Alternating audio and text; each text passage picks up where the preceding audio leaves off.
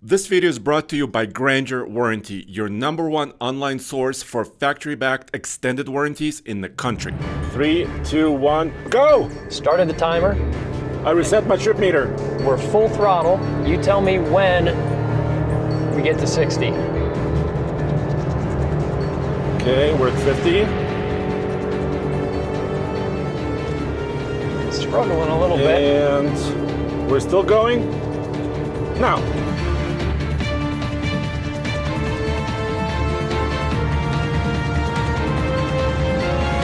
Which midsize truck is the best for towing? Today we've got our GMC Canyon and we're putting it up against the competition. Exactly. We're here at the Ike Gauntlet and we want to see on our leaderboard how does it stack up against the Ford Ranger, Toyota Tacoma, and Nissan Frontier. It's fully loaded. Let's hit it.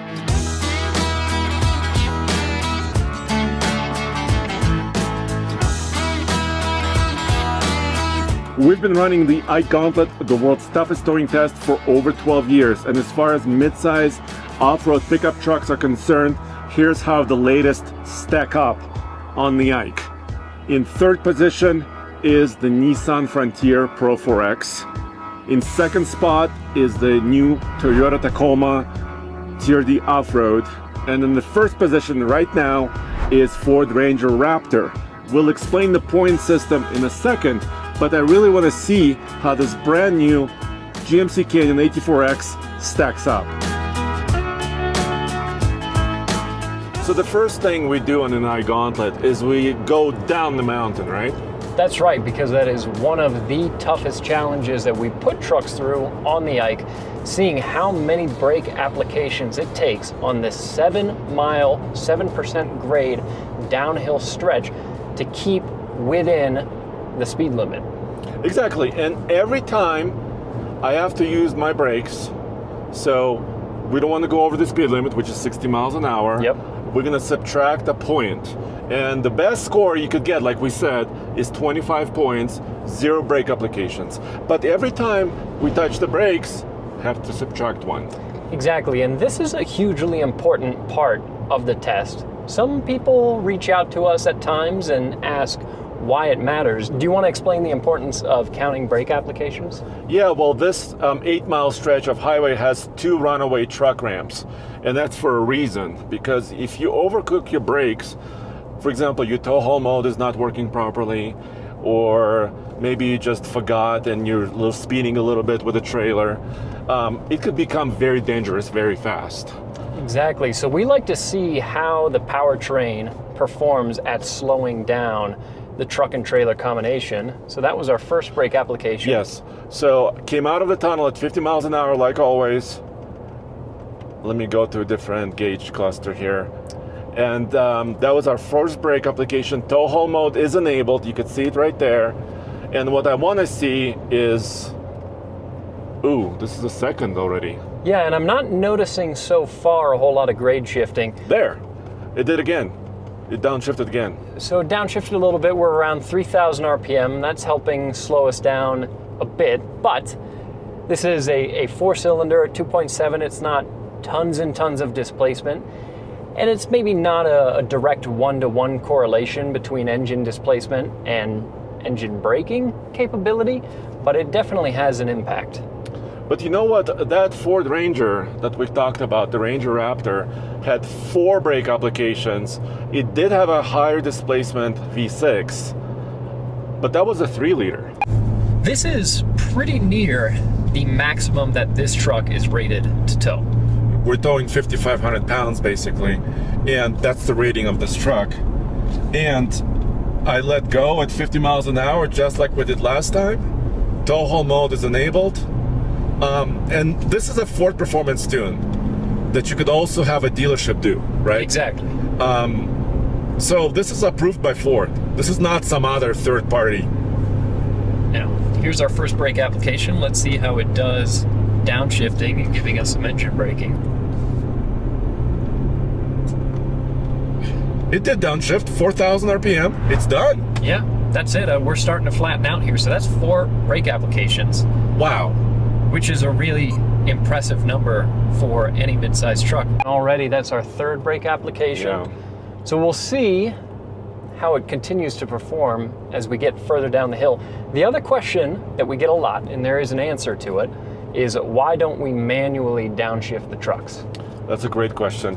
And we don't do it because we want to let the computer inside the new trucks, all of them, show what it's made of, right?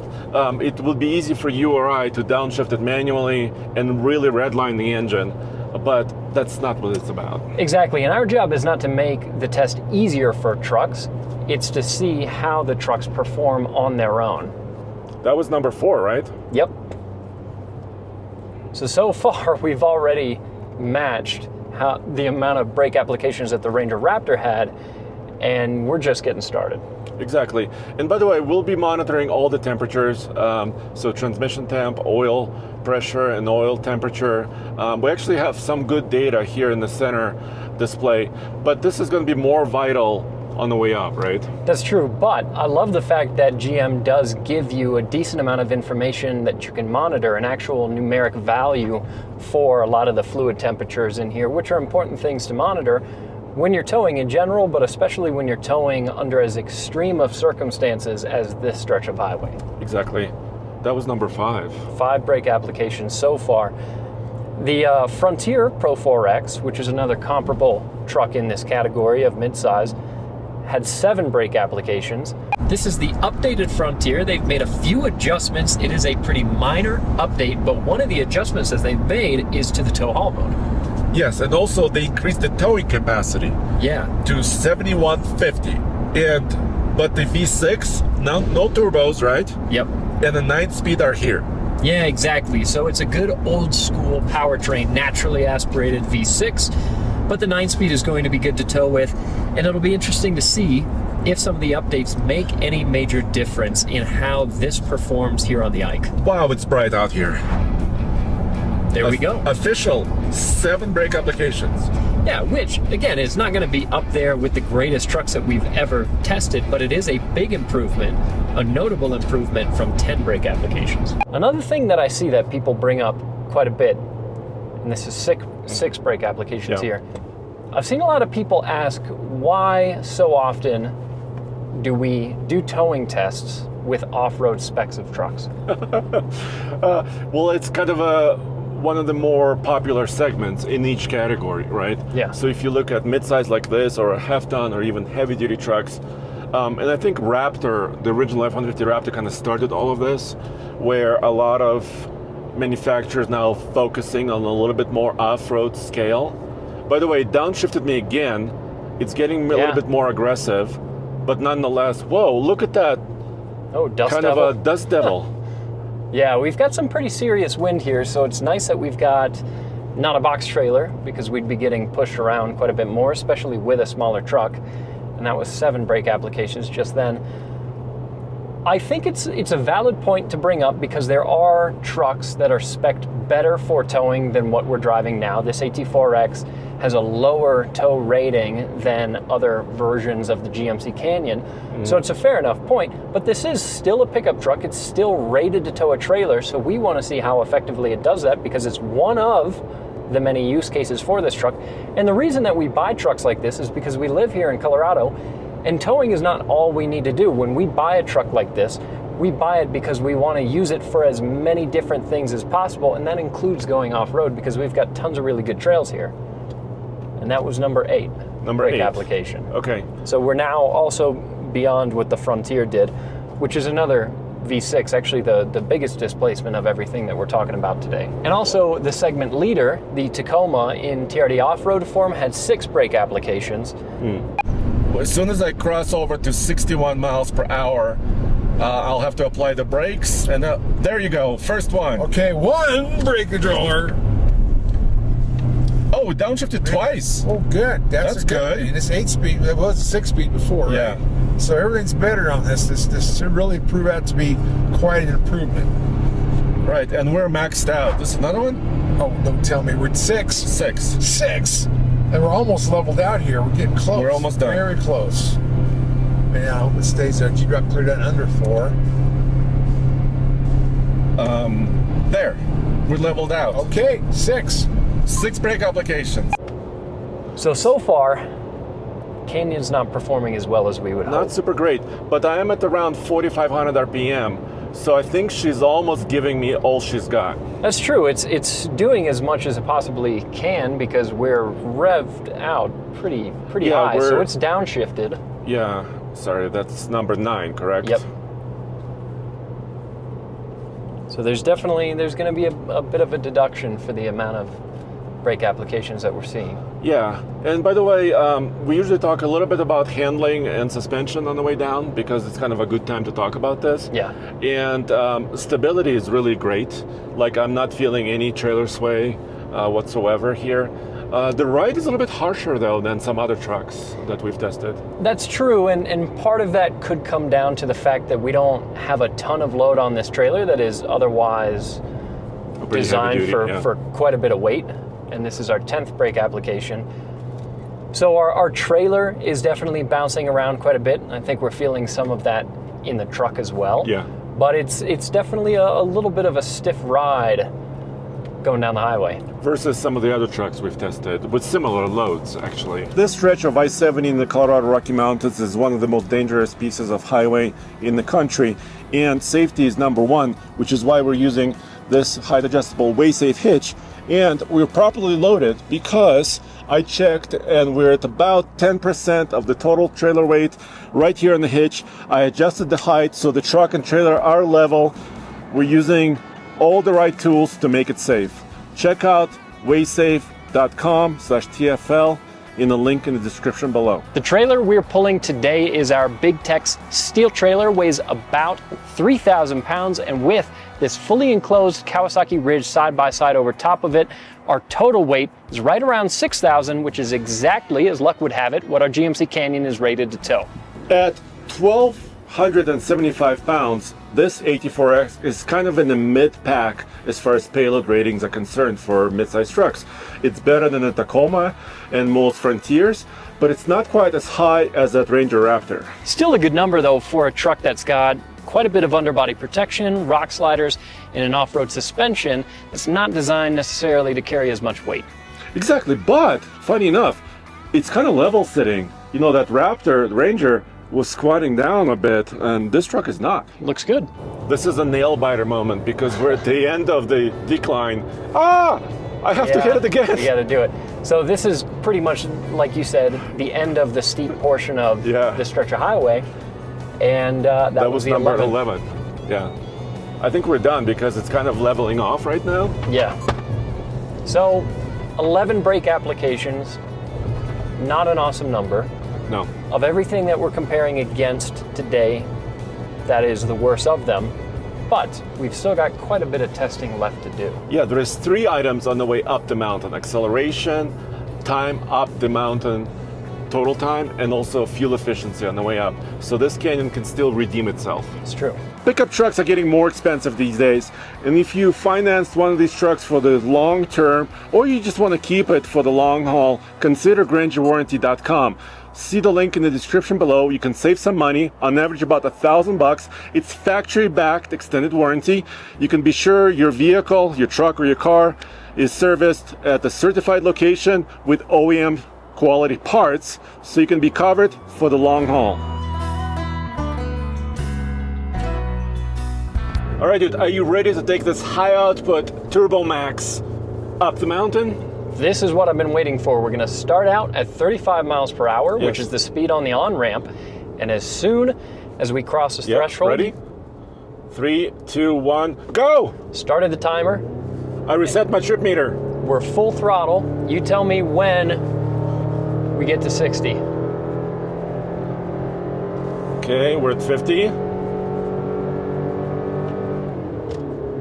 Struggling a little bit. And we're still going. Now. So that was almost exactly 20 seconds. Interesting, because that's very similar to what that Frontier did with a large displacement V6. Exactly, the Frontier did 18 seconds. Obviously slightly different trailers, different loads, so they're not directly comparable. But the Ranger Raptor, which as far as horsepower and torque is the leader in this segment, especially when you get a Ford Performance tune that you can get from the factory, still covered under warranty, and make 455 horsepower, 536 pound-feet of torque. That accelerated from 35 to 60 in 9 seconds. Now. Okay, so now we are accelerating up to 60 miles an hour. From 35, like we always do. You're gonna tell me once you hit 65, or 60 rather. Did you see that? It was 6,500 RPM. That's where it goes. Yeah. 60. Nice. So that was about 18 seconds. Okay, well, not fast. No, not quick accelerating, which we kind of expected. Hit it now. Vroom, vroom. It's wrapping up tight. Wow, we're 5,000, 5,500, almost 6,000. Goodness gracious. All right, so that's going to 55 mile an hour. And here is 60. 19, almost 20, right under 20. Okay. That don't show anything right here, because that's still going. But that was about, what, 19 seconds from 35 miles an hour to 60. Yeah. And hit it. Let's see.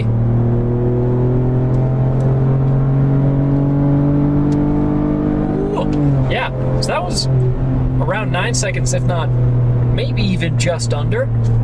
So it's quite a bit better considering that we still have a significant load behind us. We've run this mountain, of course, with a variety of GM trucks too. And I owned a Chevy Colorado trail bus with the same power plant basically in it.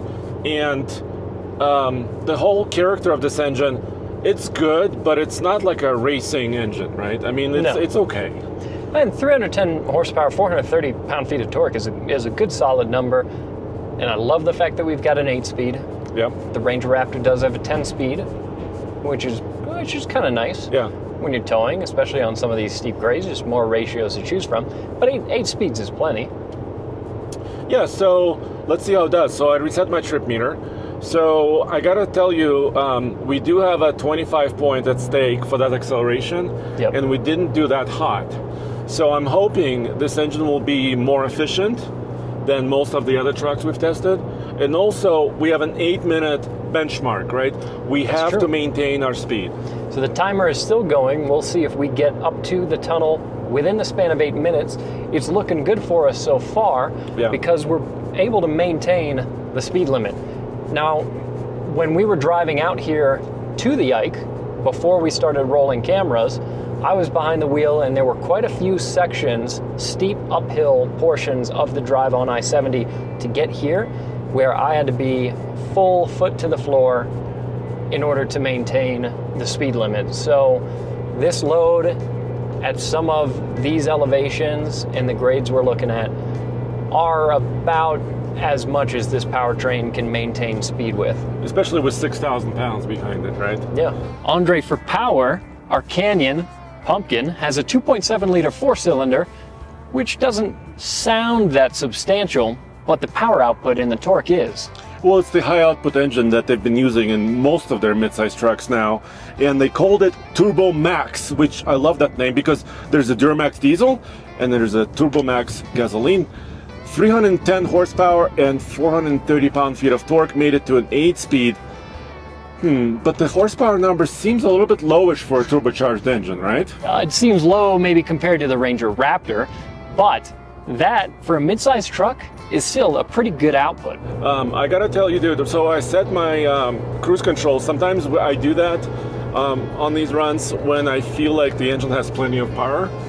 But it seems like, well, actually it's still holding, so I think it's okay. That's true, and it's actually not screaming. We're not at the steepest portion of the drive yet, so we'll see how it does as we get further along. Right. But at the moment, it's doing okay. 430 pound-feet of torque is a good number. Yeah, and also, like you said, the engine is around 36, maybe 3,700 RPM. I'm showing it on my Banks iDash gauge, about 3,600 RPM. So, and it's still pleasant in here, right? I'm not screaming at you, you're not screaming at me, as far as, noise levels inside. The other thing that we want to keep an eye on is our transmission fluid temperature, which at the moment is at 230 degrees, so it's definitely on the warmer side. Nothing that's putting it in the red of the gauge that's here on our dash so far, but it's climbing up a little bit, and we'll continue to monitor it. Coolant temperature 225, so a little bit on the warm side as well, and oil temperature 250, also on the warm side. So it all makes sense. Today is a relatively warm day. We're showing 77 degrees here on the dash, which at, again, what are we at right now? We're at 9,800 feet. That is warm for this altitude. Yeah, dude, I think the hottest temperature, ambient temperature that I've seen on the Ike Gauntlet is probably in the high 70s. And like you mentioned, we're between 78 and 76 degrees Fahrenheit here on the Ike. And it's a really, really hot summer day for this mountain. For sure, and while mid-70 degree range is not incredibly hot in general, that combined with the continuous uphill push, where because of our air density as well, your engine is already at a disadvantage, that's going to make your entire powertrain and driveline work extra hard just to do what we're doing. So, sorry, there's a little bit of traffic here kind of crowding me. I had to prod it a little bit. My adaptive cruise control system saw the traffic and tried to slow down, so I have to prod it a little. Yeah, but we're still within the range of speeds that we need to be at to get up to the top. And by the way, this engine has to turn pretty aggressive tires, right? These are 33s. This is not the AV edition, by the way, which means 35s. 35s, yeah. But nonetheless, this has to turn pretty aggressive tires, and it does have a 342-to-1 rear axle ratio like all Colorado and Canyon's midsize trucks do. So they don't have special, different axle ratios for different models. So I'm still pretty impressed with this 4-cylinder as far as towing maximum load, highest elevation, maintaining speed.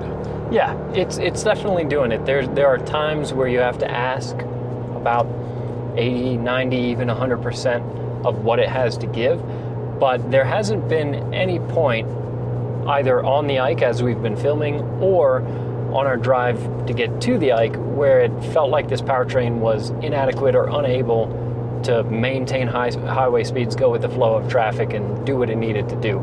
Sometimes it just kind of takes all of what it's got to give.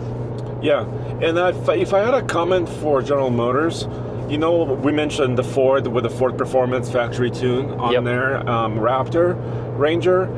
Maybe, this is a request maybe, that GMC and Chevy could potentially do something similar on this AT4X. Yeah, that's true. I wonder with this powertrain what the biggest limiting factor would be as far as power output, because clearly with the Ranger Raptor there was some room left over. Yeah, some room before hitting the ceiling, because the original spec on the truck is 405 horsepower, and they picked up another 50 horsepower with that tune. That's, once again, it's all covered under warranty and everything, so it's factory backed, which is really cool. Now, transmission temperature, we're up to about 240. So, once again, that's warm, but it's within the realm of operating temperatures for this. And also, my complaint case is that even though this is not the highest transmission temperature you and I have seen recently from other trucks, it almost looks red, which is a little bit worrisome, right, for a driver. Yeah, but I still like the fact that they do show you're creeping up toward the top of the gauge, because it's true, and that's what's happening. The transmission temp is high, so. Coolant 230, oil temp 266? Yeah. Ooh, it's warming up. Yeah, 268. So. All right, are you ready with the timer? And killed it right now. So, almost exactly 8 minutes, 7:59.8. Okay. And we got slowed down by cars a little bit there. 4.9. Yeah, which could account for some of the discrepancy. We're pushing way to the top of the world. You ready to stop the clock? I'm ready. And stopping now. Guess which Tacoma it beat? It did? It did. What is it? It's 7.53. 7 minutes, 53 seconds. Yeah, pulling 15. Yeah, that's 1,500 more pounds for towing. Yeah. And it did better time. I thought it would. Well, 8 minutes would be like perfect. I know, and we're 7.53. This is going to be a one to beat. Tiny bit of traffic Slow here. this down. What is it? So 8 minutes, 1 second, Okay. and a half. So basically perfect. I mean, yeah, once again, within a margin of error, that gives us basically a perfect time here. and also about between 4.7 and 4.8 as far as reported MPG. according to the MPG. truck. Yeah. So we may. Let's see. Oh, look at that. We're right on target. Bam. What is it? Almost exactly 8 minutes. And also 4.5 MPG. So, okay, I was hoping closer to 5 MPG. Sure. We didn't get it, but we got a perfect run and maintained the speed, no issue, even on one of the hottest days ever. But, dude, now we have to see how it places on the leaderboard, because I have a bad feeling in my stomach that it's not going to be super high. It's definitely not going to be the winner out of all the midsize trucks we've tested. So Andre, before we give the Canyon a ranking, let's go back through the point system and how it works. So a total maximum points any pickup truck can get on the Ike is 100. Yep. On the downhill, the maximum points is 25. Every time we touch the brake, subtract a point. On the uphill, 75 points are at play. 25 for the acceleration, 25 for the total time up the mountain, and 25 for the efficiency of the truck. So, Simple enough. do you want to hear how the Canyon stacked up? Let's hear it. Well, lost 11 points on the braking, not great. Lost 11 points on the acceleration. Also not great. Did a perfect time up the mountain, good. Efficiency was average. Total points, 70.5, which means it's last. Yeah, so it falls behind the other three that we've tested so far. Granted, as previously discussed, this is an off-road spec, but that's also what we're comparing it against. Exactly. So it's a fair competition. And similar weights, and this is how it shakes down. But I gotta say this for this truck, the ride maybe wasn't the smoothest as far as suspension squishiness, but overall efficiency on this truck so far, and it has over 1,100 miles, has been quite good. Roman averaged 19.3 mpg daily driving it, which is more than the EPA says.